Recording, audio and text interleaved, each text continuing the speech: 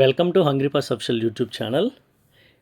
దయచేసి వీడియో పెద్దగా ఉంది, 19 మినిట్స్ వీడియో ఉందని చెప్పి స్కిప్ చేసి చూడకండి. దయచేసి మొత్తం వీడియో అంతా చూడండి. ఎందుకు వీడియోస్ పెడతామనంటే దయచేసి మన యానిమల్ లవర్స్ ఫీడ్ చేసే వాళ్ళందరికీ కూడా ప్రోత్సాహం అన్నమాట. అంటే ఇలా కొంతమంది కొంత దూరాలు వెళ్ళి చాలా డిస్టెన్స్లు వెళ్ళి ఎండలో వెళ్ళి కూడా ఫీడ్ చేస్తున్నారు. రేపు పొద్దున మనం కూడా డాగ్స్ విషయంలో లేదా మూగజీవాల విషయంలో కష్టపడేదానికి కొంత ప్రోత్సాహంగా అంటే కష్టపడచ్చు వీటి కోసం కూడా కొంత. ఏదో మన ఉన్న దగ్గరే మనం ఫుడ్ పెట్టేయడం కాదు, బయట కూడా డాగ్స్ చాలా దూరంలో ఉన్న డాగ్స్ ఇబ్బంది పడుతున్నాయి. ఎందుకనంటే చాలామంది ఫీడింగ్ ఎలా చేస్తారంటే వాళ్ళు వీధిలో చేస్తారు, లేదంటే ఇంట్లో ఫీడ్ చేసుకుంటారు, పెంచుకున్నట్లు ఫీడ్ చేసుకుంటారు. అలా కాకుండా మనం ఒక వీధి కదిలి పక్క వీధిలో ఫుడ్ పెట్టాలి అనే ఆలోచన రావాలి. అందుకనే నేను దూరం దూరం వెళ్ళి ఫీడ్ చేస్తున్న వీడియోస్ కూడా పెడతాను. రెండో విషయం, ఫీడింగ్ చేసే వీడియోస్ ఎందుకు పెడతామంటే మోటివేషన్గా ఉంటుంది. ఇంకొకరికి ఫీడ్ చేయాలి, వాటి కష్టాలు ఎలా ఉంటాయి అనే ఉద్దేశంతో పెడతాం. అందుకే దయచేసి వీడియో మొత్తం చూడండి, స్కిప్ చేయకండి. ఎందుకనంటే మనది ఎంటర్టైన్మెంట్ ఛానల్ కాదు. మన వీడియోస్ చూసేవాళ్ళు చాలా తక్కువ మంది ఉంటారు, ఎక్కువ మంది ఉండరు, మన వీడియోస్ చూడరు కూడా. మనం చూస్తే మనమే చూడాలి, మన యానిమల్ లవర్స్ తప్ప వేరే వాళ్ళు ఎవ్వరు కూడా చూడరు. దయచేసి అర్థం చేసుకోండి, వీడియో మొత్తం చూడండి. దయచేసి ఎవరైనా మొదటిసారి వీడియో చూస్తున్నారు అనుకుంటే లైక్ చేయండి, షేర్ చేయండి, అదేవిధంగా సబ్స్క్రైబ్ చేసుకోండి. బెల్ ఐకాన్ కూడా క్లిక్ చేసి పెట్టుకోండి. బెల్ ఐకాన్ క్లిక్ చేసి పెట్టుకుంటే నేను ఏ వీడియో చేసినా కూడా మీ వరకు అది రీచ్ అవుతుంది. దయచేసి ఈ విషయాన్ని అర్థం చేసుకోండి.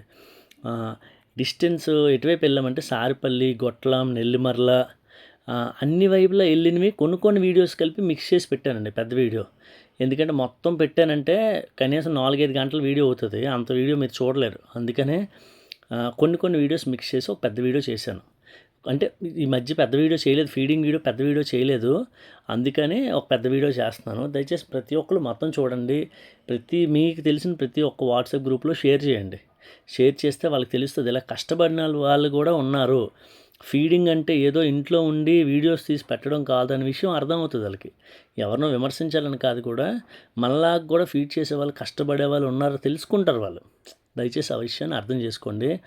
చాలా రేడియస్ దాదాపు ఒక 50 కిలోమీటర్స్ రేడియస్లో ఫీడ్ చేశాను. ఆ ఫీడ్ చేసిన వీడియోలు ఇవన్నీ మొత్తం కూడా. ప్రజెంట్ అయితే మనం ఫీడ్ చేసే డాగ్స్ సంఖ్య 200 దాటిందండి. 200 డాగ్స్ వరకు ఫీడ్ చేస్తున్నాం. చాలా భారమే అయింది, భారమే అవుతుంది కూడా. కాస్ట్ పరంగానే కాదు, శ్రమ పరంగా కూడా. కాస్టే చూస్తారు చాలామంది, కాస్టే కాదండి, నేను పడే శ్రమ కూడా అలాగే ఉంటుంది. ఎందుకంటే జర్నీ చేయడం చాలా కష్టం. జర్నీ ఒకటి, అలా బండి మీద ఉంటుంది జర్నీ చేయడం ఒకటి. ఇంకొక విషయం ఏంటంటే కొంతమంది సంస్థలు ఉన్నాయి. ఇప్పుడు సంస్థలు ఉంటే ఎలా ఉంటుందంటే ఒక 4-5 కలిపి ఒక టీమ్గా ఉండి ఒక వెహికల్ వేసుకొని వెళ్తారు. వెళ్ళి ఒకళ్ళు పెట్టడం, ఒకళ్ళు ఫుడ్ పెట్టడం, తీయడం ఇవన్నీ చేస్తుంటారు. నాకు అలా కాదండి, నేను ఒక్కడనే వెళ్ళాలి. నాకు తోడు మా చెల్లి కానీ మా వైఫ్ కానీ వస్తుంది. ఎక్కువ మా చెల్లి వస్తుంది వీడియోస్ తీయడానికి. మేమిద్దరమే ఒక పెద్ద సంస్థ వర్క్ చేసినట్టు వర్క్ చేస్తాం. అది ఎంత ఎండ ఉంటుందంటే ఆ ఎండలో మీకు చెప్తే నమ్మరు. ఎండలో వెళ్ళి ఫీడ్ చేసి వస్తున్నప్పుడు మధ్యాహ్నం తినబుద్ధి వేయదండి, నిద్ర రాదు, తినబుద్ధి వేయదు, చాలా ఇబ్బందిగా ఉంటుంది. ఫుడ్ తినలేము, ఫుడ్ తినబుద్ధి వేయదు, ఆ వేడికి తట్టుకోలేక. మేము చాలా ఇబ్బందులు ఫేస్ చేస్తుంటాం నిజంగానే. చాలామందికి తెలియదు.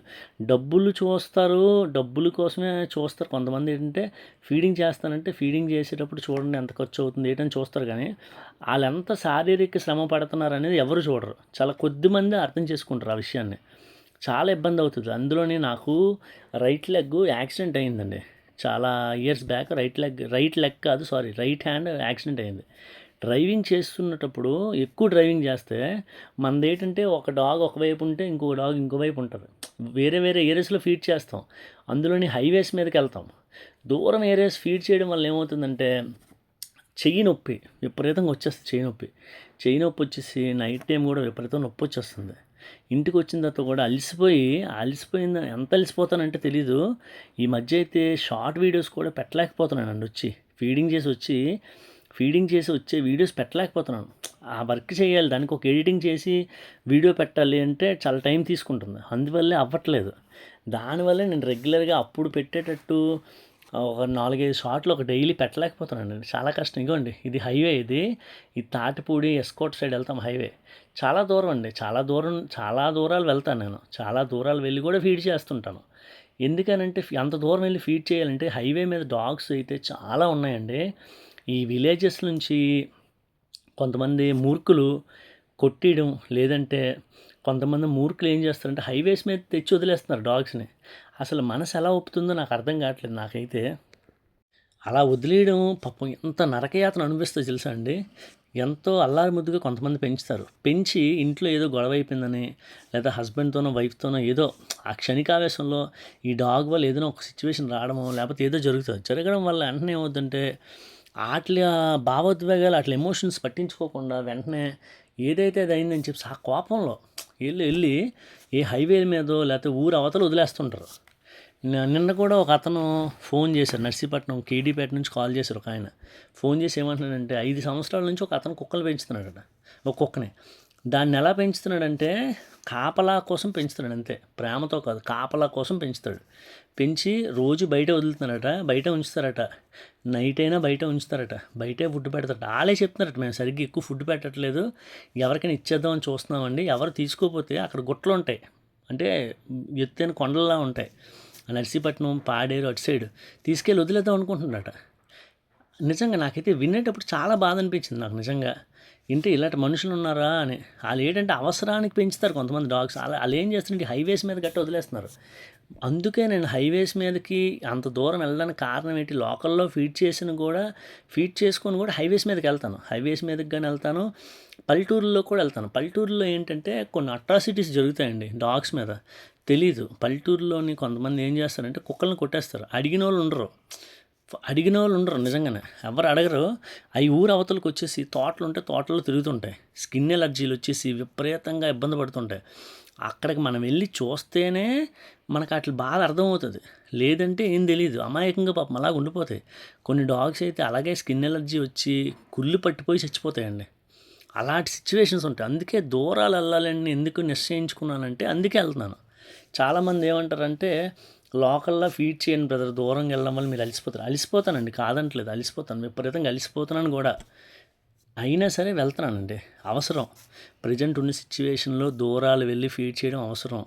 డాగ్స్కి ఉన్న బాధలు ఇంత అంటే బాధలు కాదండి నిజంగా. మనము ఏదో ఈ జర్నీ చేయడం కష్టమే, కాదంటలేదు, కానీ వాటి బాధలతో పోల్చుకుంటే ఈ బాధలు అంత బాధలు కాదు.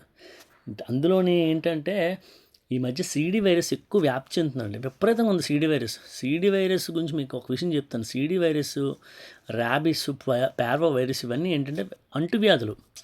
ఉమ్ము తుంపర్ల నుంచి ఒక డాగ్కి నుంచి ఇంకో డాగ్కి వ్యాప్తి చెందుతాయి. మనం వాటిని నియంత్రించాలంటే కేవలం వ్యాక్సినేషన్ చేస్తేనే కుదురుతుంది. వ్యాక్సినేషన్ చేయించకుండా మనం ఏదో జబ్బు వచ్చాక మనం ట్రీట్ చేద్దామంటే ఇది జ్వరమో జలుబో లేకపోతే ఇంకొక ఆపరేషనో కాదండి. సీడీ వైరస్ వచ్చిందంటే 1,00,000 డాగులు ఒక డాగ్ కూడా బతకడం కష్టం, చావు ఒకటే మార్గం వాటికి. అందుకే వ్యాక్సినేషన్ మీద ఈ మధ్య ఎందుకు పడ్డాను, వ్యాక్సినేషన్ రోజుకు ఒక డాగ్ కానీ వ్యాక్సినేషన్ చేస్తున్నాను, అది వీడియో కూడా పెడుతున్నాను, దాన్ని హెల్త్ రికార్డ్ కూడా పెడుతున్నాను మీకు. ఎందుకంత ఈ విషయం మీద అంత నిర్ణయం తీసుకున్నాం, కష్టమే, ఫీడింగ్ చేసుకొని మళ్ళీ దానికోసం వ్యాక్సినేషన్ కోసం వెళ్ళాలి, రెండోది దానికి డబ్బులు పెట్టాలి. ఎందుకు ఇంత బాధపడుతున్నాం అనంటే ఏదో మనం ఫీడ్ చేసి మన చేతులు దులుపుకోవడం కాదండి, దాని హెల్త్ కూడా చూడాలనే ఉద్దేశంతోనే. ఇగోండి ఇది మెడికల్ కాలేజ్ దగ్గర ఉంటాయి ఈ పప్పీస్, ఈ డాగ్స్. మెడికల్ కాలేజ్ దగ్గర నాకు ఒక 25 నుంచి 30 డాగ్స్ ఉన్నాయి, ఫీడ్ చేస్తాను వాటికి. అన్నిటికీ నాకు బాగా అలవాటు, అవన్నీ చేతిలో పట్టుకునేంత ప్రేమ అట్లది. చాలా డాగ్స్ ఉన్నాయి, వ్యాక్సినేషన్ చేయించాలి అన్నిటికీ. రెండోది సర్జరీస్ చేయించాలి, ఎందుకంటే పిల్లలు పెట్టేస్తున్నాయి. దయచేసి మీరు ఎవరైనా సరే ఇగోండి ఒక డాగ్కి సర్జరీకి హెల్ప్ చేయండి సార్ అని చెప్పి సపోర్ట్ చేయండి. ప్రతి ఒక్కరు ఒక నిర్ణయం తీసుకోండి. మనము ప్రతి విషయంలో అంటే ఇలాగ అంటున్నాను, నేనేదో మీ నిర్ణయాల్లో నేను మీకు సజెషన్ చేయడం కాదండి, జస్ట్ చెప్తున్నాను. మనం ఎన్నో ఖర్చు పెడతామండి, ఏదో మనం ఖర్చు పెట్టిన తర్వాత కొంత వాటికి వెచ్చిస్తే వాటి జీవితాలు బాగుపడతాయి. రెండోది మనం రేపు పొద్దున్న ఈ జనాభాను తగ్గించగలిగితే మనం కూడా అఫోర్డ్ చేయగలం వాటి మీద. ఇక కొద్దిగా ఉండేటప్పుడు ఫీడ్ చేయడం చాలా ఈజీ ఉంటుందండి. అందుకే సర్జరీస్ సంవత్సరానికి ఇన్ని సర్జరీస్ మనం చేయించగలిగితే మనం ఫ్రీ అయిపోతాం. ఇంకొక ఇలాంటి కుక్కల మీద దాడులు చేయడం ఇవన్నీ ఉండవు. అందుకే ప్రతి ఒక్కరు కూడా వ్యాక్సినేషన్ సపోర్ట్ చేయండి. కనీసం ఒక వ్యాక్సిన్ మేము వేయిస్తాం, 2 వ్యాక్సిన్లు మేము వేయిస్తాం. డబ్బులు బాగున్నాయనుకోండి, ఎక్కువ వ్యాక్సిన్ మేము వేయిస్తామని మీరు ఫిక్స్ అవ్వండి. మే, జూన్, జూలై 3 వ్యాక్సినేషన్ మంత్స్గా పెట్టుకుని 3 నెలలు కూడా వ్యాక్సినేషన్ ఫుల్గా చేయిస్తానండి. అంటే అలవాటైన పప్పీస్ని పట్టుకెళ్ళి చేయిస్తాను. అలవాటు కాని డాగ్స్, పెద్ద డాగ్స్ అన్నిటికి కూడా క్యాచర్స్ తెచ్చించి అవి ఉన్న ప్లేస్లోనే వాటిని క్యాచ్ చేసి అక్కడే వ్యాక్సినేషన్ చేయిస్తాను. వ్యాక్సినేషన్ ఒకటే సరిపోదండి, ఒకసారి వేయిస్తే సరిపోదు. 1 మంత్లో మళ్ళీ బూస్టర్ డోస్ వేయాలి. దయచేసి ఎవరైనా వ్యాక్సినేషన్కి సపోర్ట్ చేస్తామనుకుంటే నాకు కాల్ చేయండి, ఎంతో ఏంటో అడగండి. మీరు ఒక యానిమల్ లవర్ అయితే కనుక్కొని ఈ పని చేయండి. ఎందుకంటే వ్యాక్సినేషన్ అనేది చాలా ఇంపార్టెంట్ అండి. వ్యాక్సినేషన్ లేకపోతే చాలా ఇబ్బంది పడిపోతాయి డాగ్స్. నెక్స్ట్ సర్జరీస్ అంటారా, సర్జరీస్ నేను మేబీ జూన్లో స్టార్ట్ చేస్తాను అనుకుంటా. ఎందుకంటే వ్యాక్సినేషన్ కొంచెం ఎక్కువగా అయిపోతాయి.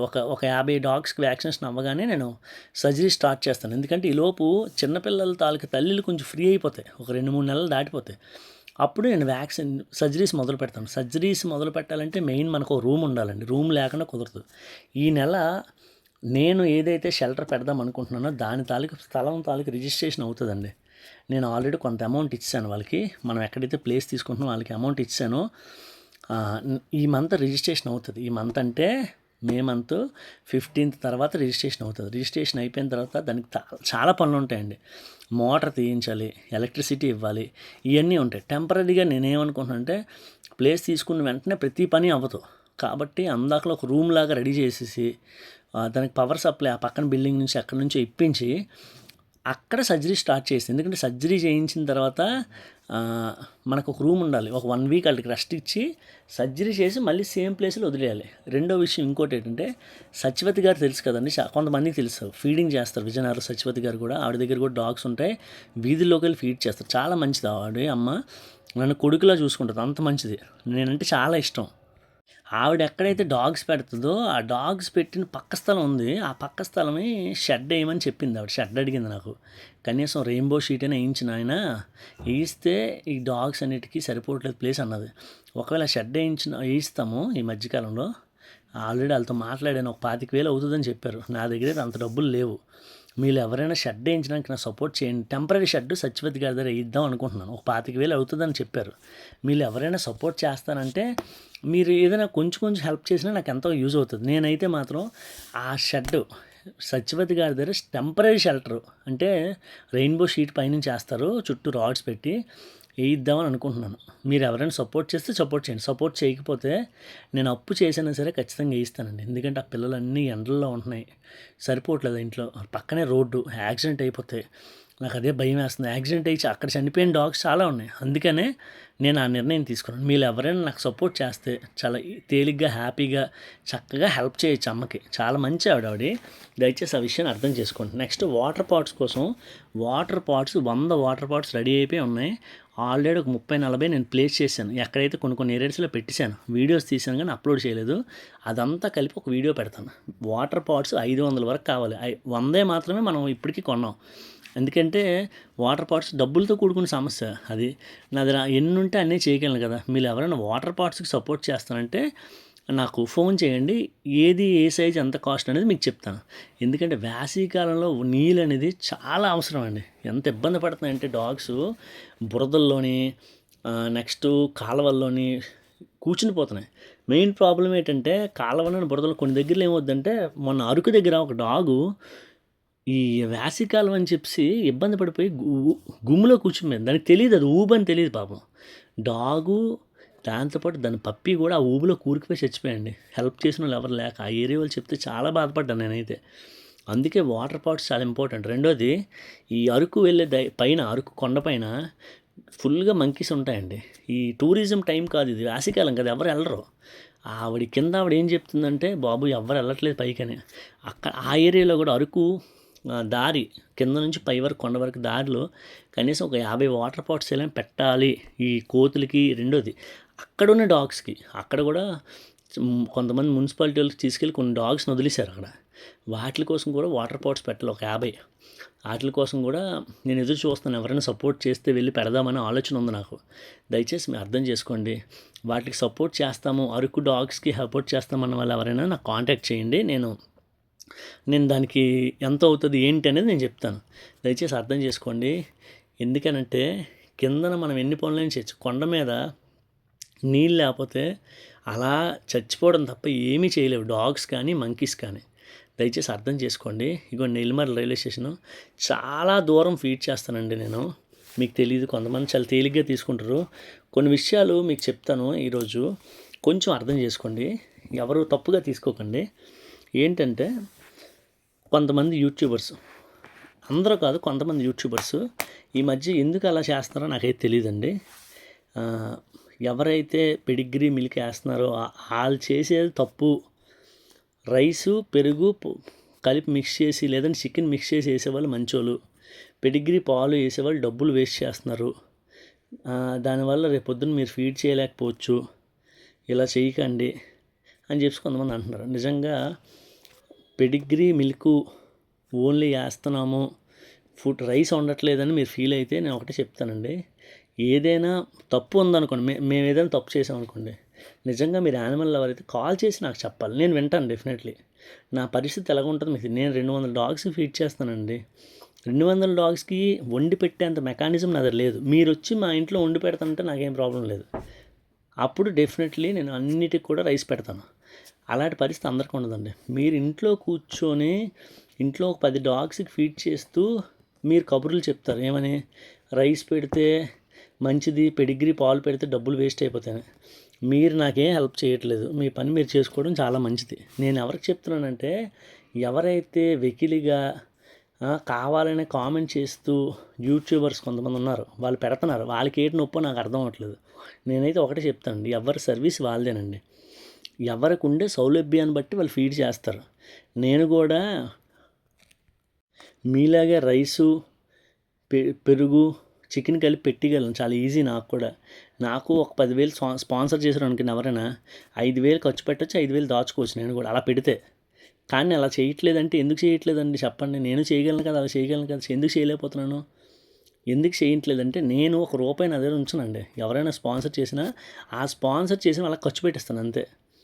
నేను ఆ టైప్. నేను కూడా మీలాగా సలహాలు ఇవ్వనండి. సలహాలు ఇచ్చే మనిషిని కాదు నేను. నా పని చేసుకొని వెళ్ళిపోతాను. ఎవరైనా పనికిమాలిన సలహాలు ఇస్తే అసలు తీసుకోనండి. నా సబ్స్క్రైబర్స్ నాకు ఏదైనా ఉపయోగపడే సలహా ఇస్తే నేను డెఫినెట్లీ తీసుకుంటాను. వాళ్ళు చిన్నోళ్ళైనా కానీ పెద్దోళ్ళైనా ఎవరైనా సరే. ఎందుకంటే కొంతమంది కావాలని యూట్యూబర్స్ నేను చూస్తున్నాను, కొంచెం బాధ అనిపిస్తుంది. పెడిగ్రీ పెట్టేస్తున్నారు, పాలు పెట్టేస్తున్నారు, ఈజీగా దొరికే ఫుడ్ వేసేస్తున్నారు. మీకు ఎందుకండి బాబు? ఎవరై పనాలు చేసుకోవడం మంచిది. నిజంగా అలాంటి యూట్యూబర్స్ ఎవరైనా ఉంటే మన సబ్స్క్రైబర్స్ దయచేసి వాళ్ళని అవాయిడ్ చేయండి. ఎందుకంటే వాళ్ళు ఇప్పుడున్న పరిస్థితి డాగ్స్ ఫుడ్ దొరకడమే కష్టం అంటే ఆ ఫుడ్ పెడుతున్నారు, ఈ ఫుడ్ పెడుతున్నారని మనుషుల మధ్య ఒక రకమైన బ్యాడ్ వాళ్ళ మీద పుట్టించాలని ప్రయత్నం చేస్తున్నారు. దయచేసి అర్థం చేసుకున్న ఈ విషయాన్ని నిజంగా అర్థం చేసుకోండి. ఎందుకంటే కొంతమంది నిజంగానే కష్టకాలంలో ఉన్నామండి. పెట్స్ మీద ఎవరికి మంచి అభిప్రాయం లేదు. ఇలాంటప్పుడు ఆ యూట్యూబర్ ఎలా పెడుతున్నాడు ఫుడ్, ఈ యూట్యూబర్ ఎలా, మీకు ఎందుకండి? ఎవరు ఫుడ్ ఎలా పెడతారు, వాళ్ళు నచ్చినట్టు పెడతారు. మీ సలహాలు ఎవరికి అవసరం లేదు. ఎవరి పని అది చేసుకోవడం చాలా మంచిది. లేదు సబ్స్క్రైబర్స్ చెప్తారంటారా, సబ్స్క్రైబర్స్ చెప్తే నేను తప్పకుండా వింటాను. రేపు పొద్దున్న నేను షెల్టర్ పెట్టాక నాకు రైస్ గట్ట వండి పెట్టే అవకాశం వస్తే రైస్ పెడతానండి. ఆ రోజు డెఫినెట్లీ పెడతాను. నాకు అవకాశం లేదు, ఇంట్లో ఉన్న వాళ్ళు ఎవరు లేరు.